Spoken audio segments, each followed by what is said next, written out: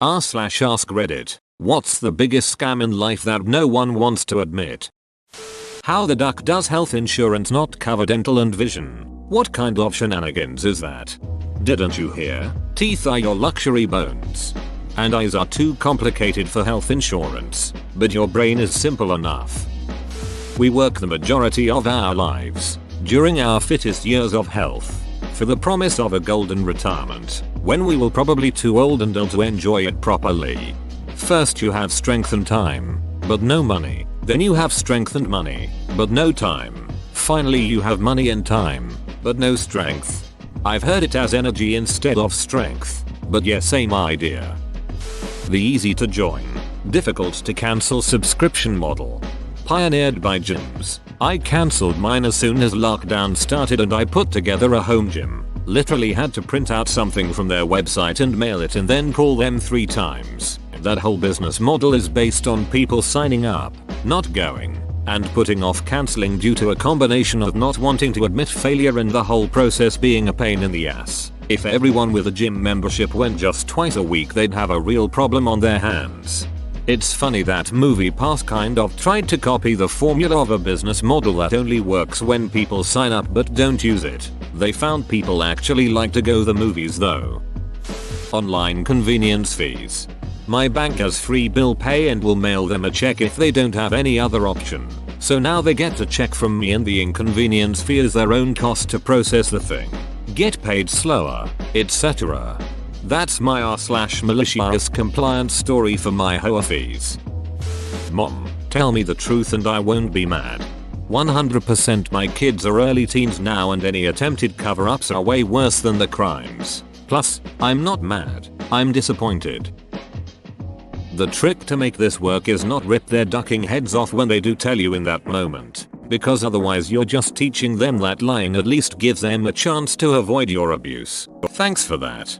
Dad edit. Fixed some spelling. I'm sorry so many of you can relate, but damn, I didn't get a single negative response here. Such a sweet thread. The entire wedding industry, to be clear, not marriage but weddings specifically. I'm happily married to my wife and we were content to do something special, just the two of us. Maybe spend a couple of grand and treat ourselves a little bit to something amazing.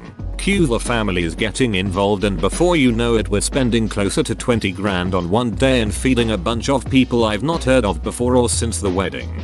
100% agree. There were 3 people at my wedding, which was held in a small bar before it opened. We were interested in having a marriage, not a wedding. Spent our money on a vacation. Still going strong 16 years later.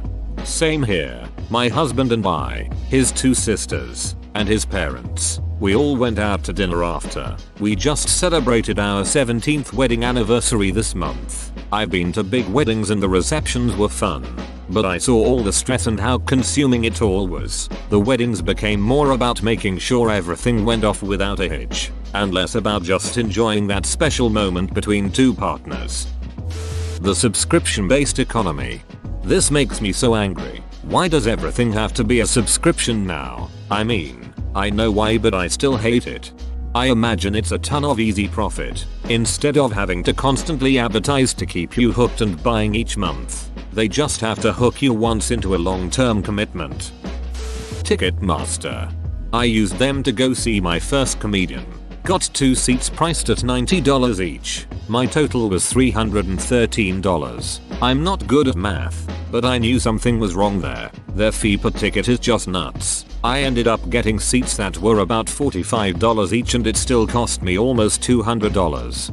I wanted to get my husband Steely Dan tickets for Christmas. Tickets were $75 each. The total was $212. The fees almost equaled the cost of another ticket. I didn't buy them because hell no. Paying exorbitant amounts of money for health insurance, and still having to pay boatloads of cash for any doctor/hospital visits. And then being denied coverage or charged extra because of some loophole or technicality. Oh yes, that hospital takes your insurance, but the visiting physician that day is with an organization that's out of network, so ducking hole, how are we supposed to know that? Edit. Obligatory RIP my inbox. The number of upvotes and shared stories this comment has received is a testament to the fact that these aren't isolated incidents and so many Americans have struggled with this bait and switch insurance BS. Some of you are saying that they now have to inform you in these circumstances. This is great news, assuming they're actually doing due diligence to make sure it's really happening. I just have a gut feeling that the same people who would play this type of greedy malicious game in the first place might be the same people who might not inform you and bank on you not knowing any better. Edit 2. Oh, look at that. 10 years cake day. Or when your doctor orders a test that someone at the insurance company decides is not medically required, so you get a bill in the mail for $1,500 and then you spend months fighting it, telling them it is medically necessary. American private health insurance really is a scam. Reddit awards.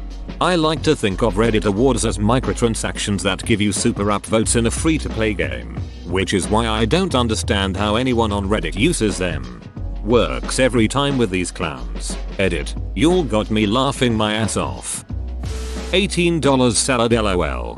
Water is $3 while pop is $1 Bottled water versus in-can bottled soda. It's pop in Canada. One time I was at Burger King and ordered a meal item and asked for a water as my included drink. Didn't notice it immediately, but they added $1 to my bill for the water. Hustle culture. Bought a gold membership and a greeting card MLM so I could send unlimited custom cards. My coach thought I was taking it seriously as a moneymaker. Plus he wanted me to recruit more people for his downline. He actually asked, "Are there any friendships you can leverage?" Yep, that made my skin crawl. My fiance and I had to convince her brother last year not to join a pharmaceutical MLM. They had a website that described the different tiers you could achieve and how much you could make. Would have been hilarious if we weren't trying to convince her brother not to spend his life savings on it. They called it the 5x12 program or something. Basically, convince 5 people to work below you, then have those 5 convince another 5 people as well, etc etc. If you succeeded, then you would be estimated to be making around $500 000 per year. Know how many people that comes out to working for you? 1. 220, 703, 125 people. So, like 15% of the world population. We gave her brother that information and he studied AI Learnedle tried it. Click here to unsubscribe to this email notification. I clicked. Hope I never hear from you again. Now that I know you're active, that means you want more. Diamonds. Duck diamonds. Moissanite is lab grown, cost effective, and is basically indistinguishable from diamonds. In fact, they can look even more brilliant. Even moissanite has gotten pretty pricey over the last few years. That large global companies actually care about you. In these unprecedented times. Now more than ever, we stand with you. Data caps. The funny not funny part is that they advertise unlimited data up to a certain number, and government regulators allow those companies to get away with it. Unlimited data. Until you use too much, in which then they slow down your data so much that you can't even watch a 480p video without slowdown. But hey, unlimited right? Free trial. Voice. Enter your card details. Bucket it. This is a joke. I do understand how subscriptions work. That's why I keep a Visa gift card with a few cents left on it. Holy shit, does that work? You probably have to cancel still, right? I have one in a drawer still and I've only ever done one free trial with my card, Skillshare, for a few months, because I don't like entering card details into a company I don't know if is reliable. That we're supposed to work for the rest of our lives. This is the correct answer. We work more hours on average today than peasants did under feudalism. Not only this, but in the 1930s one of the fathers of modern economics, John Maynard Keynes, predicted that with projected efficiency gains, by the year 2000 we'd only need to work 15 hours a week to maintain a comfortable and modern standard of living. Not only did we achieve those productivity gains, we actually doubled them. We could be working 7-hour weeks today and taking 6-day weekends. But instead we're working the same hours we were when he made his predictions nearly 100 years ago now. Why? Because the efficiency dividend didn't go to the workers. The capitalists and the CEOs pocketed the lot of it. Just look at graphs of workers versus CEO salaries over time, and the rise of the uber rich. We're being screwed and cheated, and royally so. Damn, you nailed my reply so much better. The prices of anything baby related, toys, food, clothes, etc. was in a store on Saturday to get a cot mattress and cover. I cried. We bought dog poop bags to dispose of diapers on the go because it was so much cheaper than a baby equivalent. Tiny roll of those bags lasts forever in a diaper bag. Put baby in a product name and suddenly it's so much pricier than an equivalent product not marketed the same way. Same with wedding. Put wedding on a product and it is 5x more expensive for the same thing without wedding. Claw machines in arcades. Specifically, they're programmed to pay out after X number of dollars. Claw games with cheap stuff like stuffed animals will pay out relatively frequently. Things like the stacker game or the keyhole game with big ticket things are programmed to pay out at a much lower rate. The one in the arcade I worked at in college didn't have that. Instead, you could tweak the claw strength differently during the grab portion versus the carry portion, so people would be able to pick up the prize, but then while carrying it to the door, it would drop it. Fuels that so close feeling and they'll give it another go. Buying a star and naming it. A waste of your cash and time. The only organization that can name a star is International Astronomical Union. Besides, you can do it for yourself for free in your backyard. No one's gonna know if you renamed Betelgeuse Marty. That's between you two. Hope it doesn't blow up soon. Edit. Yes, I know Betelgeuse may have exploded already and just taking the light years to reach us. Giving parents your money for safekeeping as a kid. When I was a kid I discovered my grandma has a puzzle box on her dresser. Being a stupid kid I couldn't figure out how to open it. After a few unsuccessful attempts at just asking her to show me, I got crafty, as only a stupid kid can, and thought I'd trick her into showing me. So I gave her a $2 bill I got somewhere and asked her to keep it safe for me in her puzzle box. Well, grandma knew exactly what I was doing. So the attempt failed. I never got to see her open it and promptly forgot about the whole thing. Fast forward 20 years. Grandma has now died and mom's going through her safe to figure out what's what and runs across an envelope in with my name on it. Inside is a $2 bill and a short note explaining that it belongs to me and it was given to her for safekeeping. She did keep it safe for me, right next to the deed to her house and other important financial documents. Even though it was a silly attempt at trickery and not a genuine request, I did end up getting that puzzle box, and as an adult it took about half a second to figure out how to open it. It currently contains a rattlesnake rattle that my grandma got as a little girl. That was a treasure she kept in the puzzle box. A $2 bill. And that note. This is a nice story that makes me smile. One of the reasons I like Reddit. Thank you, stranger. US private health insurance. Cutting out the middleman would save everyone money. It blows my mind we haven't changed anything. We haven't changed anything because the insurance companies flow so much money to Washington that they all turn a blind eye to what a freaking shit show it is. The industry pays the lawmakers to look away. It's that simple. That climate change is up to each individual to go green. It was a campaign by BP that pushed the solution as each individual going green instead of the dozen massive corporations that account for the lion's share of greenhouse gases. Going green is good, but it's a drop in the bucket compared to oil companies, industrial farming, and cargo ships. Edit. Lots of yet to participate in society. Curious type comments from the usual contrarians. Your hot air is adding to the problem. That the fashion industry is anything other than planned obsolescence, designed simply to get people to spend money for no reason.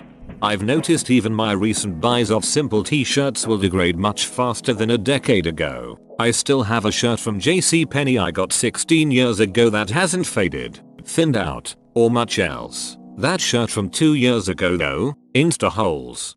I very much noticed this. There are some exceptions, but in general the quality of clothing has diminished and the lint trap in the dryer is well used.